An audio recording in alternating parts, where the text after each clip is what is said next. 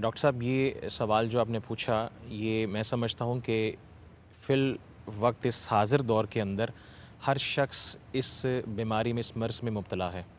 ہمارے اندر اگریشن اور aggressive behaviour اپنی پیک پر ہے.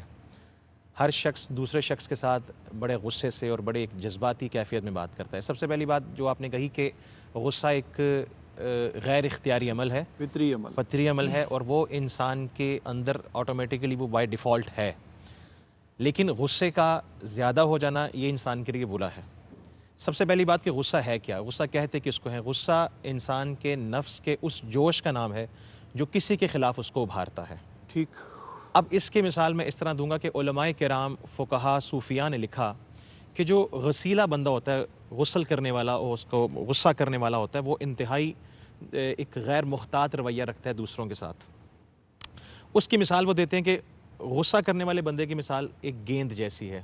جس طرح بچے ایک گیند کو اچھالتے ہیں, کبھی پھینکتے ہیں, کبھی دائیں کبھی بائیں, کبھی اوپر کبھی نیچے. جو غصے والا شخص ہوتا ہے, شیطان اس کے اوپر اپنا جال پھینکتا ہے, اور اس کو بھی, غصے والے شخص کو بھی, وہ اپنے شیاطین کے گروہ کے اندر وہ پھینکتا ہے. شیطان اس چیز سے واقف ہوتا ہے کہ بے شک یہ اس کی دعائیں قبول ہوتی ہیں, یہ عبادت اور ریاضت کرتا ہے, یہ انتہائی نیک ہے, لیکن اس کا غصہ اس کو اس حد تک پہنچا دیتا ہے جس سے وہ اللہ کی ناراضگی مول لے لیتا ہے. ٹھیک. تو اس لیے جو ایک غصہ ہے وہ انسان کو تباہی اور بربادی کی طرف لے کر جاتا ہے. اس کی مثال میں دوں گا کہ اس کا جو ایک عمل ہے کہ انسان کو غصے کی حالت میں کرنا کیا چاہیے, برداشت, ٹالرنس, کہ اسلام بھی ہمیں یہی سکھاتا ہے.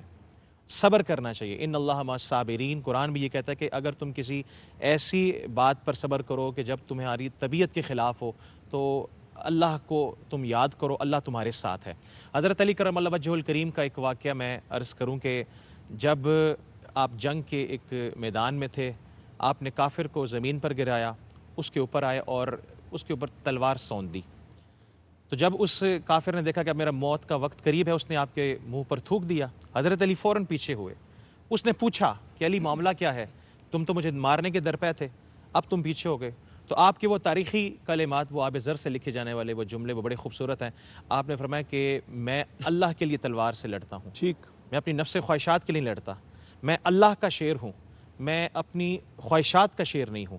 نبی علیہ السلام نے اس لیے ایک موقع پر ایک صحابی رسول حاضر خدمت و عرض کی, یا رسول اللہ وصیت کیجئے. تو آقا علیہ السلام نے فرمایا کہ غصہ مت کیا کرو, غصہ مت کیا کرو. 3 مرتبہ سوال پوچھا, 3 مرتبہ نبی علیہ السلام نے یہ فرمایا کہ غصہ مت کیا کرو. تو غصہ جب ایک انسان کے اندر ہوتا ہے تو وہ مس مینجمنٹ کرتا ہے.